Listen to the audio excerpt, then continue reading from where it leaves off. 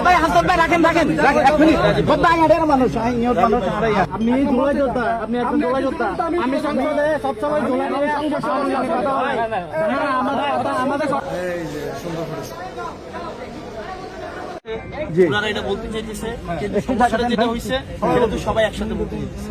এখানে কিন্তু এমন না যে ওনারা কেউ আমার বা আমি এখানে ব্যাপারটা ওনাদের যে ক্ষোভটা আছে এই ক্ষোভটা হচ্ছে যৌক্তিক একটা ক্ষোভ কিন্তু এই ক্ষোভটা ওনারা বলবে আমাকে ভাই আপনি তো একজনের কিন্তু যদি বলেন ধরেন উনি আওয়ামী লীগের